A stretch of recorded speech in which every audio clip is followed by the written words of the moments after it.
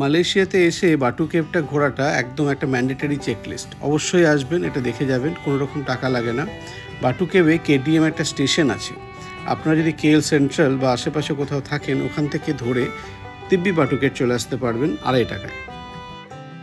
Welcome to GD Gear. Don't forget to subscribe and click on the bell button. Hello সবাইকে, GD গিয়ারের তরফ থেকে আমরা এখন চলেছি বাটু কেভ। এই যে পিছনে বাবা বসেছে, পাপই আছে আর রুনিয়ার মা। আমরা একটু বড় গাড়ি বুক করলাম, কারণ লোকজন এখানে খ্যাচ করে এই বাচ্চাকে নিয়ে বসতে, মানে মুখ চোখের ভাব এমন দেখায়। তো ঠিক আছে, চল তোদেরকে একটু টাকা দিয়ে যায় ঘুরতে যখন এসেছি। এনিওয়ে, আমরা এখন যাচ্ছি বাটু কেভ। আমরা ভেবেছিলাম প্রথমে কমিউটার রেল করে যাব, কিন্তু দেখলাম 5 জনের যে কম্বাইন্ড খরচ এবং যে টাইমটা লাগবে, তার থেকে আমার গাড়িতে একই পড়ছে। তো আমি যা वही सफ़ेदी वही झाग कम दाम में मिले, तो कोई ये क्यों নেই, ও না লে। তো ওই জন্য আমরা এটা নিয়েই যাচ্ছি। এই যে ফুলের দোকান দেখে বুঝতে পারছি আমি বাটু কেভ চলে এসেছি। আমরা অলমোস্ট চলে এসেছি। দেখুন পাহাড়টা, আমার পিছনে কেটিএম স্টেশন আর এই সামনে বাটু কেভ। তো আমরা এই কেটিএম স্টেশনটা এখান থেকে বাটু কেভ লাস্ট স্টপ, এখান থেকে যাই হচ্ছে কেএল সেন্ট্রাল হয়ে পেরিয়ে। আমাদের আজকের ট্রিপটা টেম্পল টু, মানে আমরা এইটা দেখবো, তারপর থিয়ন হাও টেম্পল, এই দুটো টেম্পল আমরা দেখবো। আসুন দেখাই আপনার।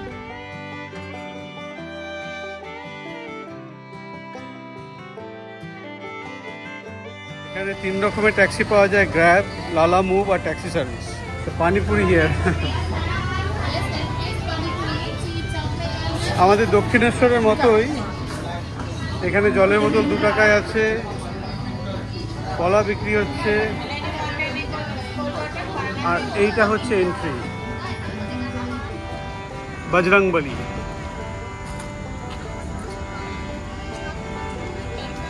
এখানে প্রচুর বাঁদর। এই দেখো পাপের কাছে একটা মাংকি এসছে, আর বজরংবলীর সামনে ছবি ওদের। এই সৌন্দর্যে মুগ্ধ হবেন না, ওরা কিন্তু আপনার হাত থেকে সবকিছু কেড়ে নিতে পারে। এটা প্রথম মন্দির। Which temple is this sir? Hanumanji. Okay, আমি হনুমানজির কাছে টিকা লাগিয়ে নিলাম, স্যার লাগিয়ে দিলেন।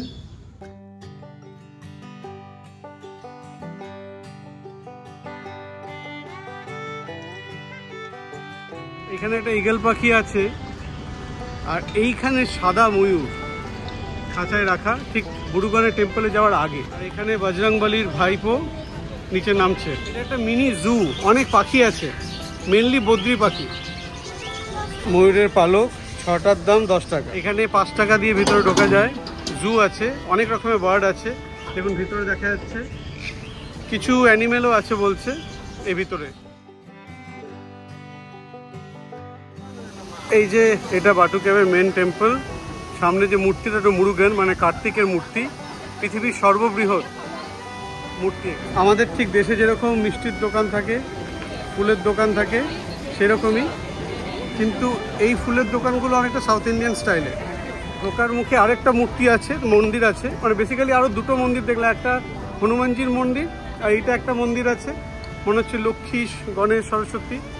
আর তার পাশে আরেকটা মন্দির, আর ওখানে মনে হচ্ছে কিছু রিফ্রেশমেন্ট কাউন্টার আছে। আর এইটা হচ্ছে the marvellous, the beauty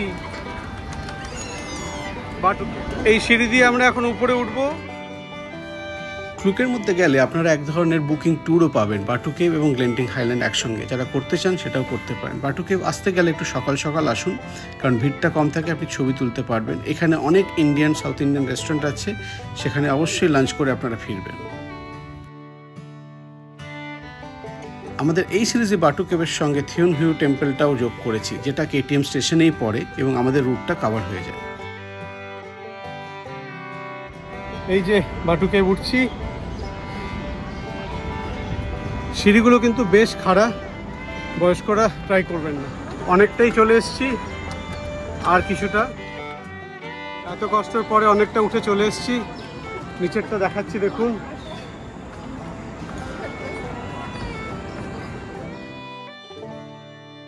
finally গুহার ভিতরে চলে এসেছি। অপূর্ব দেখতে।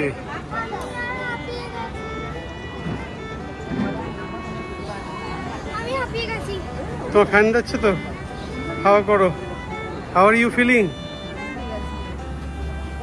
কেমন লাগছে? খুব ভালো লাগছে, আমি আশাই করতে পারিনি। আসবে এখানে। হ্যাঁ, কার্তিকের মূর্তি। হ্যাঁ, কার্তিকের মূর্তি বিশ্বের সবচেয়ে উঁচু। ভিতরে কেভটা কিন্তু দেখার মতো। ভিতরটা পুরো একটা মন্দিরের ছাঁচে পুরো ফাঁপা এরিয়া, যেখানে 3টে মন্দির আছে। এই ভিতরে অনেকগুলো মন্দির আছে, মানে ওই যে মেন সিঁড়িটা ওঠার পরেও একটু নিচে নামতে হবে, তারপর ওই যে দূরে আরও একটা সিঁড়ি আছে মেন মন্দির পর্যন্ত। এই পুরোটাই গুহা,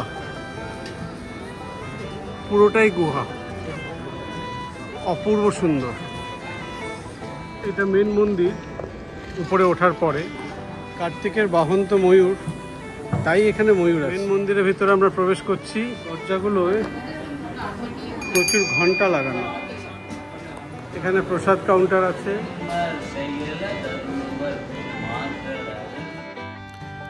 যেহেতু মুরুগন কথার অর্থ কার্তিক, তাই এখানে পিকক ময়ূরের প্রচুর ছবি, প্রচুর স্ট্যাচু আছে। এটা ফাইনাল ডেস্টিনেশন। আমাদের লাগলো 20 মিনিট পুরো সিঁড়িটা দিয়ে উঠতে। খাড়া ভালোই আছে, খুব যে প্রচুর সিঁড়ি উঠতে পারবে না তা নয়। পাপই হাই তুলছে।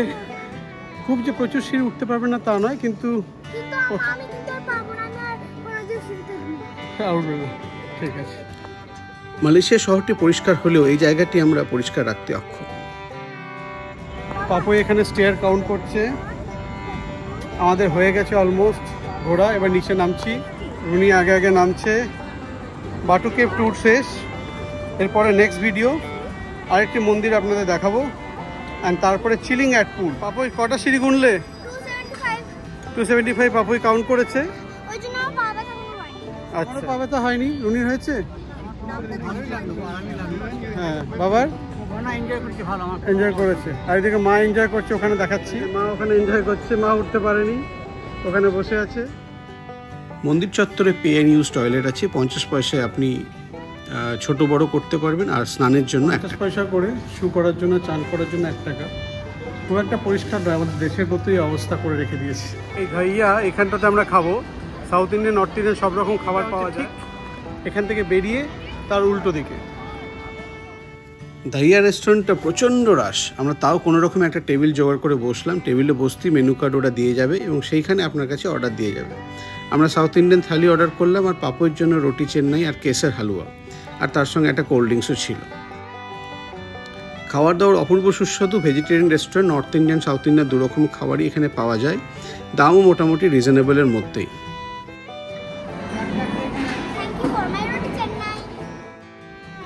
পাপইয়ের কেসার হালুয়া আর আমাদের এখানে সাউথ ইন্ডিয়ান থালি, যেখানে 3টি সবজি আর আনলিমিটেড রায়তা আর সাম্বার, রসম এবং ডাল ছিল।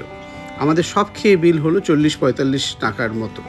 অপূর্ব খেয়েছিলাম এই দিন। এতদিন পরে এখানকার নাসি গোরেং, নাসি লেমাকের বাইরে সাউথ ইন্ডিয়ান দেশীয় খাবার খুব এনজয় করলাম। মিড ভ্যালি টিকিট পড়লো 4 জন, অ্যাডাল্ট আর একটা বাচ্চা, 13 টাকা 10। আমরা এখন কমিউটার রেলে বসে আছি। একটা জিনিস বলে দিই, এখানে কিন্তু ক্যাশে টিকিট কাটা যাবে না, কার্ডে কাটতে হবে। তাই ভদ্রলোক ছিল, তার কার্ড ছিল, যা করে ঘনদীপ দাস আর কি জোগাড়। আমিও বললাম আপনারটা কেটে দিন, আমি আপনার ক্যাশ দিয়ে দিচ্ছি, হয়ে গেল। বাট ট্রেনে চাপার একটা ইচ্ছে ছিল, কেমন ট্রেন সেটা দেখার জন্য, সেটাও হয়ে গেল। লাগছে তোমার ট্রেনে উঠে? এই ট্রেনটা ভালো না আমাদের ট্রেনগুলো ভালো? বন্দে ভারত বেশি ভালো। এটা লেডিস কোচ। এখানে লেডিস কোচে ওঠা যাবে না, আমরা পরেরটাতে যাচ্ছি।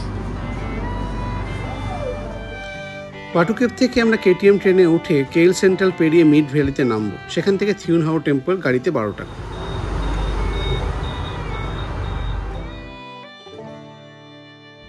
আজকে টেম্পল সিরিজ প্রথমটা যেটা দেখলাম সেটা হচ্ছে বাটু কেভ। এবার এদের বিখ্যাত থিউন হিউ টেম্পল এখানে। এটা মিড ভ্যালি স্টেশনে নেমেছি, মানে বাটু কেভ থেকে কেটিএম কমিউটার রেলে ধরে মিড ভ্যালিতে নেমে ওখানে 12 টাকা দিয়ে গাড়ি করে এখানে এসেছি। ইটস এ বিউটিফুল টেম্পল, যেটা না দেখলেই নয়, সেই জন্য আমি এখানে এলাম, আপনাদের ঘুরিয়ে দেখাচ্ছি।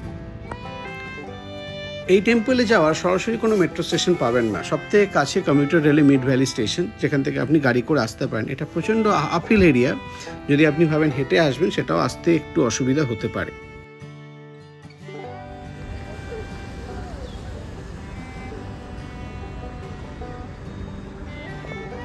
এই যে সেই টেম্পল, দেখি যদি ভিতরে ছবি তুলতে দেয়। কি সুন্দর টেম্পল।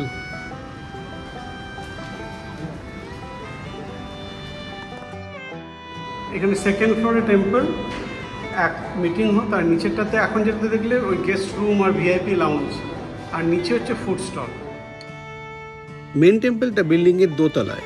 একতলায় হচ্ছে আপনার একটা বড় হল আছে এবং কিছু থাকার ব্যবস্থাও করা আছে। দোতলায় অ্যাকচুয়ালি মেন টেম্পলটা, যেখানে 3টি স্ট্যাচু আছে এবং খুব সুন্দরভাবে সাজানো। এর উপরেও একটা ফ্লোর আছে যেখানে আপনি হেঁটে উঠতে পারেন। একদম লোয়ার গ্রাউন্ডে আছে একটা ছোট্ট রেস্তোরাঁ, যেখানে আপনি কিছু খিদে পেলে খেতে পারেন। কি অপূর্ব দেখতে।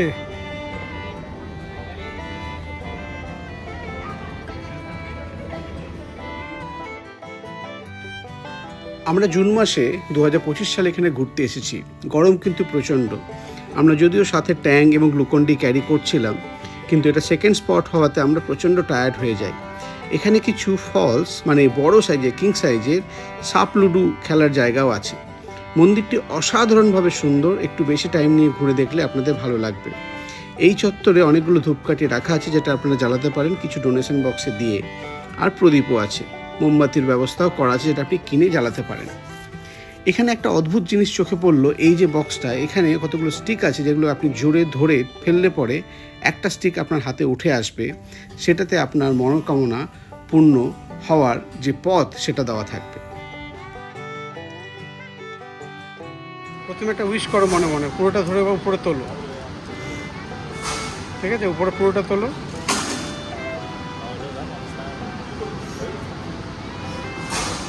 একসঙ্গে তোলো, ছেড়ে দাও। এবার যেটা বেরিয়ে আছে সেটা নাও, এটা নাও। হ্যাঁ, 34 কি আছে দেখো, এই যে 34।